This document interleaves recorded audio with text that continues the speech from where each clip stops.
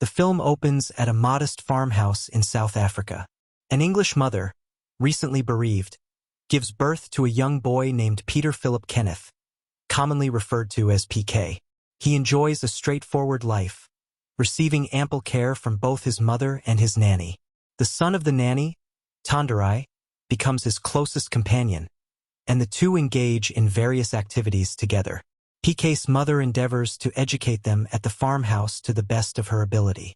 However, tranquility is disrupted when a mysterious illness claims the lives of all the farm's cattle. This event triggers a nervous breakdown in his mother, who is subsequently advised to take complete rest. Consequently, young PK is sent to a boarding school while she recuperates. Regrettably, the only affordable option available is an institution managed by Afrikaners, the descendants of European settlers in South Africa, often referred to as white Africans.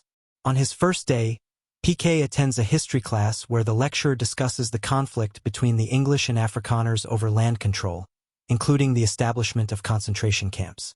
After centuries, a conservative Afrikaner government ascends to power, resulting in racial discrimination against both the English and black populations. PK soon realizes that he is the sole English student at the school, and the other pupils regard him with hostility, attributing blame for the suffering of their ancestors to him. An older student named Yapi Botag goes to the extent of spitting in PK's face. One evening, he and his friends trap PK in the bathroom, mocking him with derogatory names such as Piss Cop and Piss Head. They forcibly pull him into the shower and urinate on him. The other students present do not intervene. Rather, they take delight in his degradation.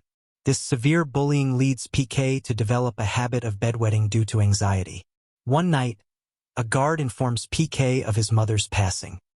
He is taken back to the farmhouse for the funeral, where he reunites with his nanny and Hondarai.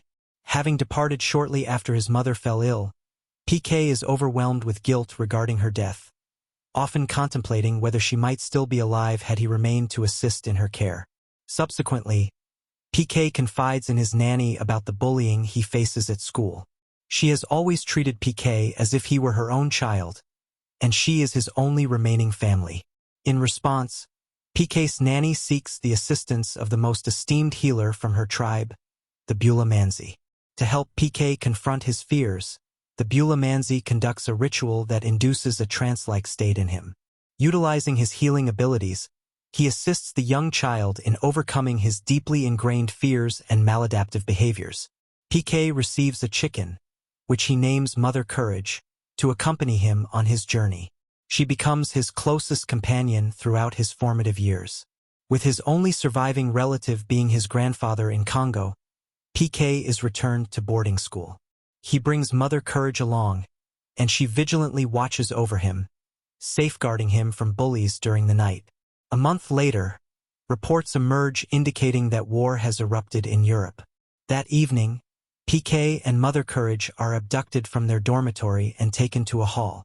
In that setting, Boda stands before them, orchestrating a mock Nazi tribunal. He discloses his fixation on Hitler and articulates his animosity towards the English, blaming PK for the deaths of countless Afrikaners during the conflict. The frightened young PK remains paralyzed as Boda threatens to exact punishment on him and all Englishmen. Soon after, Boda commands the other students to execute Mother Courage. PK desperately implores them to spare her, but his pleas fall on deaf ears. They hang her from the ceiling, and Boda mercilessly kills her with a stone launched from a slingshot. Furious, PK charges at Boda, causing him to stumble backward onto a small flagpole that impales his buttocks. The other students erupt in laughter as Boda grimaces in agony. Overcome with humiliation, Boda commands that PK be suspended upside down from the ceiling, reminiscent of Mother Courage. The students begin to chant in unison, calling for PK's demise, which further incites Boda's anger. In a fit of rage, he strikes PK with a stone from his slingshot, rendering him unconscious. At that moment, a professor enters the hall and witnesses the disorder.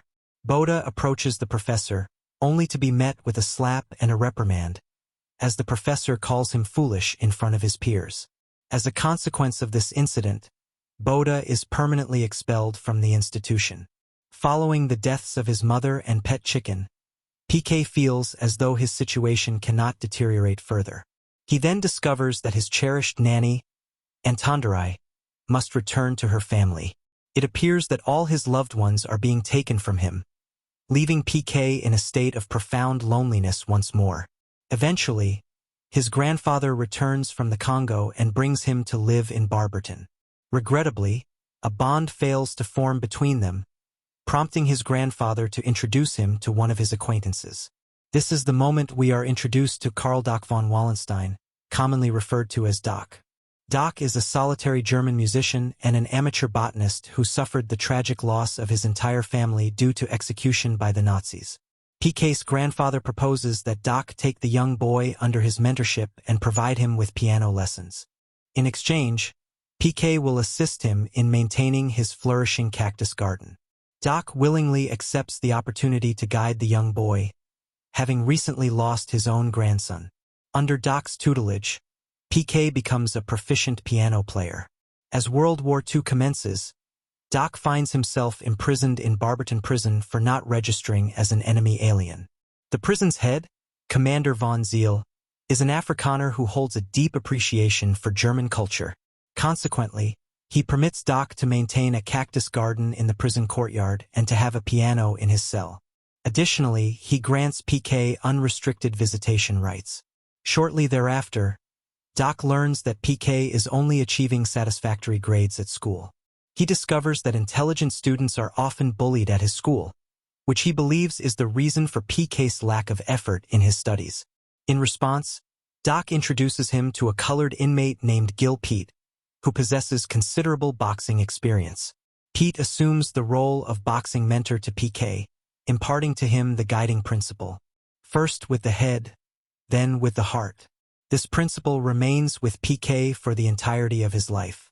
Concurrently, PK persists in his piano studies, achieving mastery in flawless performance. One day, Pete observes Doc transporting cacti in a bucket, their roots encased in tobacco leaves. Despite the illegality of this act, Pete discreetly inquires if he may retain the tobacco. Regrettably, a sergeant overhears this conversation and violently assaults Pete with a baton. In a moment of ingenuity, Piquet proposes that Pete empty the bucket daily, enabling him to covertly introduce the tobacco without detection. The narrative then transitions to 5 years later. Piquet continues to train rigorously with Pete while incarcerated. He ultimately secures victory in the Inter-Prison Boxing Championship at the age of. Simultaneously, Doc's cactus garden thrives as he cultivates and nourishes the cacti that Piquet brings from his residence in Barberton. They also maintain a clandestine supply of tobacco for Pete and other inmates. PK, ever kind-hearted and empathetic, takes on the role of the unofficial letter writer for his fellow prisoners.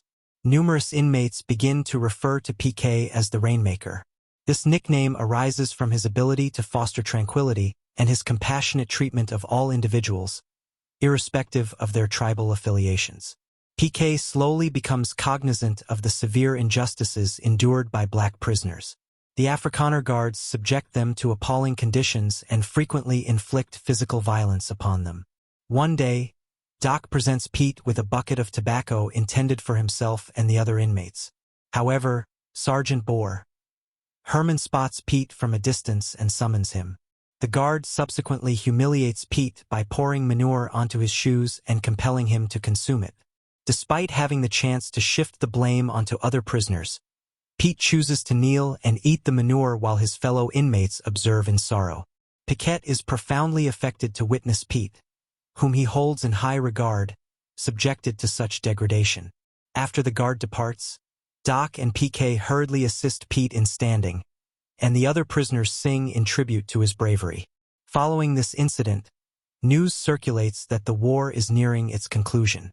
Doc joyfully conveys this information to Pete and PK, expressing his anticipation of returning to Germany.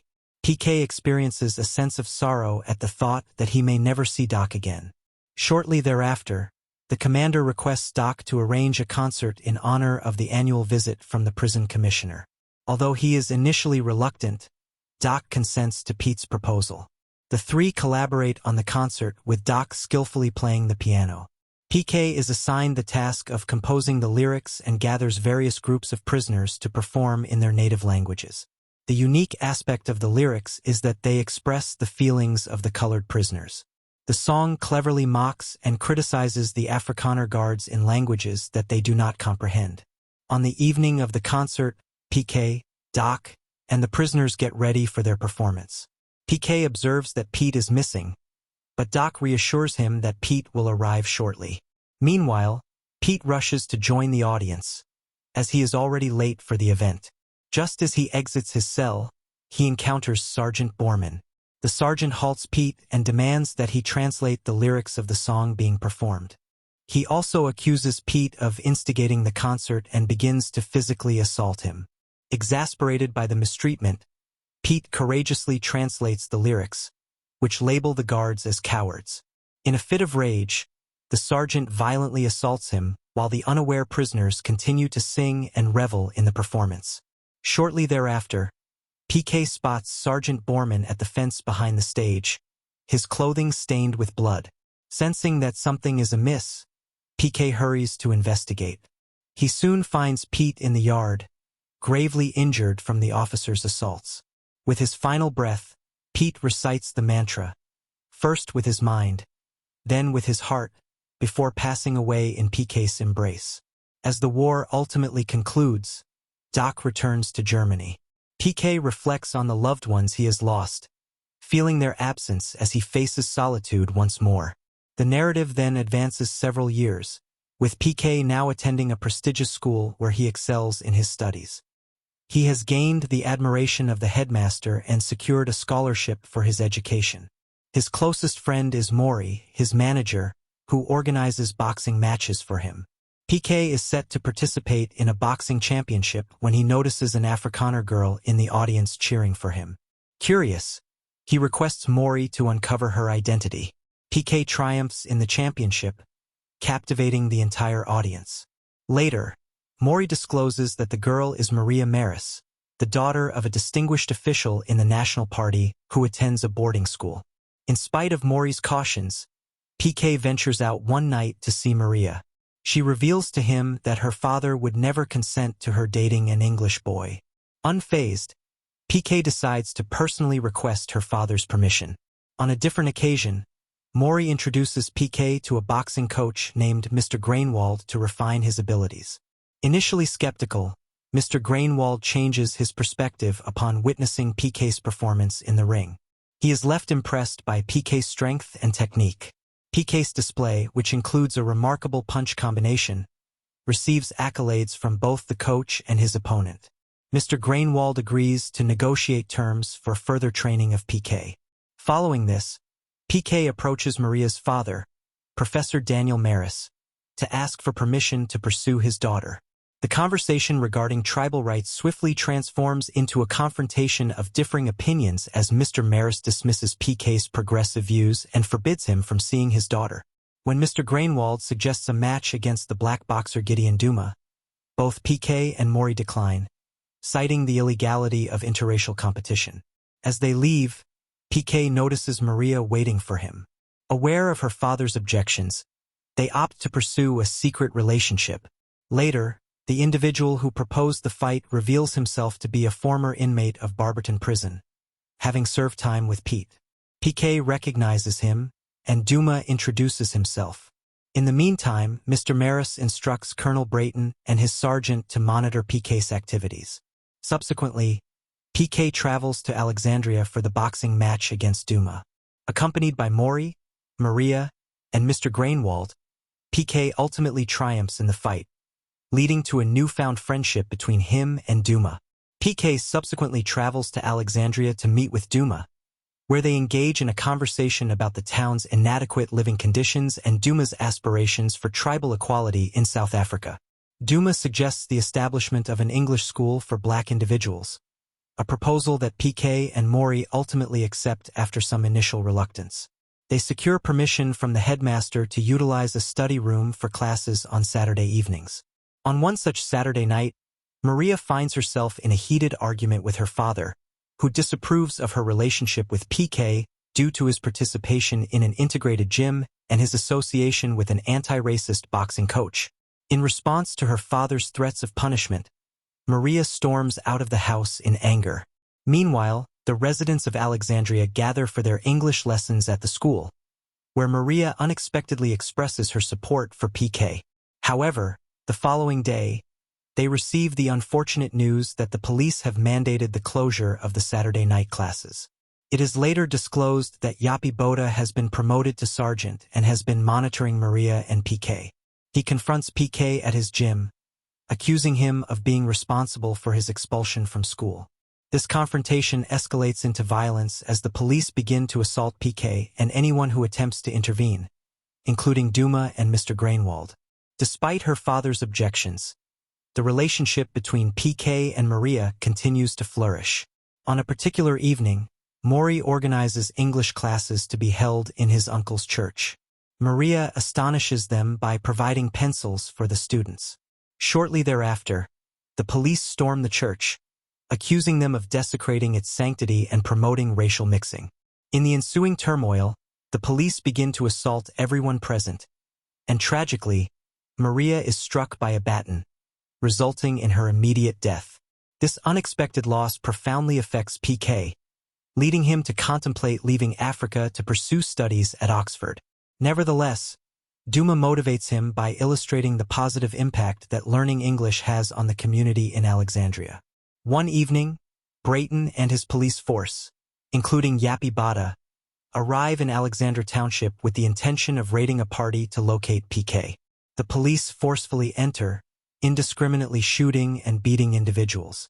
Just as Boda is about to shoot the boxing promoter, Peak emerges from his hiding place. He courageously confronts Boda, demanding an end to the raid. A confrontation ensues between the two, culminating in Peak successfully knocking Boda out. Boda soon regains consciousness and attempts to shoot Peak, but Duma quickly intervenes, striking him in the head and rendering him unconscious once more. 1. In conclusion, PK and Duma pledge to persist in their struggle against racial injustice and to carry on with their journey the following morning. The film concludes with PK contemplating the guidance he has received from the significant individuals in his life. Thank you for watching and do not forget to subscribe.